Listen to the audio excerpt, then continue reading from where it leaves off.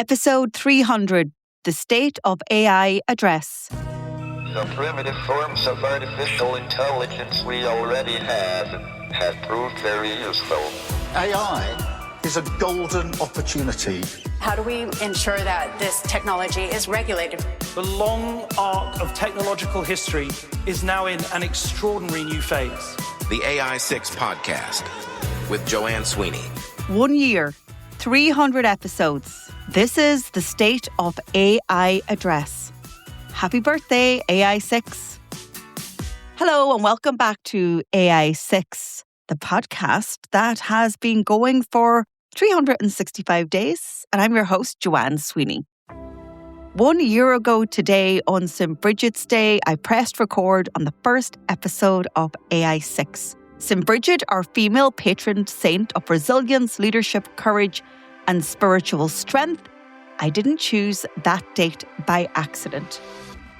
If you've been with me since day one, thank you. If you're new, you're very welcome. And you're right on time. You've got a whole back catalogue of 300 episodes to keep you engaged and curious. So 300 episodes, 6 minutes, 5 days a week. We had the long listen on a Saturday. So that meant I broadcast 6 days a week in the last year. I'll be honest, there were some days that I didn't feel like it. I was overwhelmed. I do come into my home podcast studio here in Galway in the west of Ireland, and often I try and batch produce when my head's in the game. And very often I didn't feel like it. So either morning or evening or weekends, but I pushed through because I made a commitment to you that I would show up.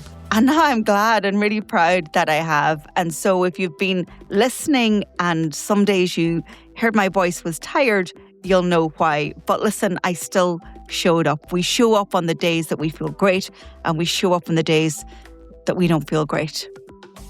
And I want to share a message with you. AI is like compound interest. The winners are the people not with the fanciest tools. They're the people who get 1% better every day. James Clear writes about this in Atomic Habits. Small daily progress, compounding over time. And I guess that was the idea that inspired this podcast. So what has 300 episodes of AI taught me? Well, AI doesn't replace effort. It rewards discipline. And right now there are two paths you can take with AI. One is what I call dabbling. Good Irish phrase. We're dabbling, kind of playing around with it and just going with the flow. So maybe you're dabbling with some tools. Maybe you've learned about some prompt hacks. Maybe you're just tweaking every time you use it. But maybe you're frustrated because you're not making a lot of progress. Then the other path that you can take is one of AI strategy. Better judgment, better workflows, understanding the value of AI, better output, day after day, week after week, constant improvement. This episode is for those of you who are choosing the second path, strategic AI in 2026. And if you listen to a previous and recent episode of AI 6, you will have learned that Ireland now ranks 4th in the world for AI adoption at 45%. The tools are everywhere, but adoption without strategy is just not making an impact. In fact, I would say it's making people more frustrated. So I want to share 6 shifts that actually mattered in the last year in AI. The first one is from outputs to workflow. The value of AI is not improving a paragraph of text.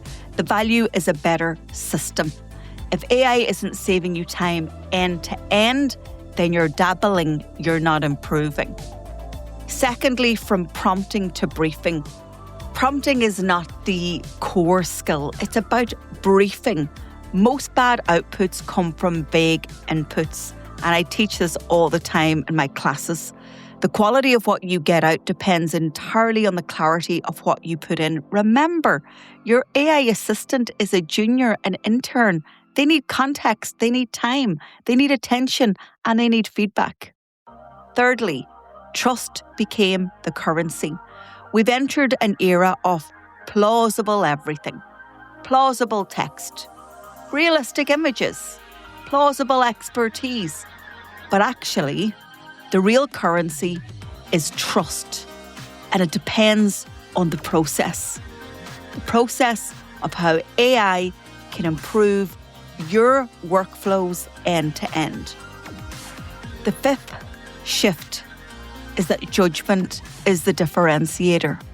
Speed is available to everyone, but judgment and ethics and governance and strategy is not. Be a differentiator. And then finally, governance is here. Teams are moving from experimentation to accountability. Who can use what, with what data, and who's reviewing? And where does the AI buck stop with what human? So, with all those shifts being said, it's fair to say that the speed of AI evolution in the last year is unprecedented. I mean, what was cutting edge 6 months ago now feels basic. AI maturity is happening in like dog years. We went from prompts to agents in 18 months. And adoption can't keep up with capability. And regulation is certainly not keeping up with capability. The tools and the AI systems and the large language models are racing ahead, while most people are still learning to prompt. AI literacy, I would argue, is dangerously low, while the dabbling is high. And leaders are often making decisions about tools that they've never used. Trust lags behind capability also. People are not very trusting of AI, but they're very enthusiastic. And so we need to bridge that gap. Bridge the gap between what AI can do and what organizations are actually doing with it. And that's where the real work is. And that's where I'm working and putting a lot of my time. Now I want to bring some stoicism in here.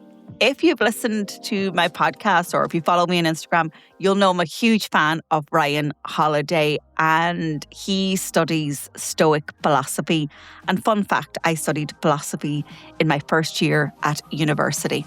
But I love kind of revisiting that philosophy now when I'm in my 40s and much more mature and have much more of life lived behind me. It just resonates a lot more.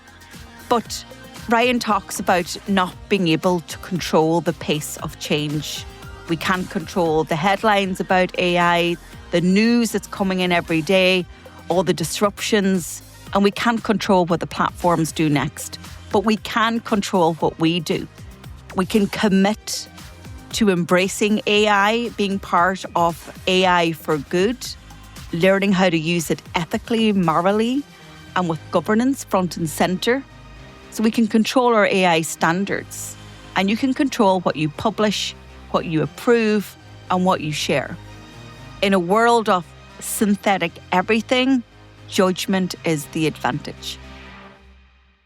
So my ground rules for 2026 when it comes to AI: don't outsource your judgment. That is your USP. Don't publish what you can't defend. Keep sensitive data out by default. Measure usefulness and impact, not novelty. Build habits. Don't rely on hacks. You're not going to move the needle on progress. And stay calm. Tune into this podcast. I'll help you along. Be consistent. One of the big messages of this podcast. And let your daily efforts compound, just like I did with AI6.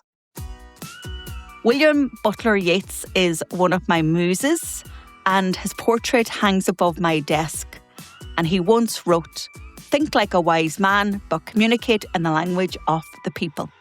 And that has been my goal with AI6, to think strategically for you, but to communicate simply so that you stay tuned and that you learn in every 6-minute episode that I publish. And so today, on this milestone of the first birthday of AI6, I still committed to my pledge to upskill 500,000 professionals in AI for free. The cost of entry for you? Well, nothing, only 6 minutes of your time Monday to Friday and about 20 minutes on a Saturday for the long listen. And if you take one thing from this episode, let it be this: AI rewards consistency more than intensity. The daily discipline of showing up and getting slightly better is where the real wins are. This was the State of the AI Address, episode 301 year in.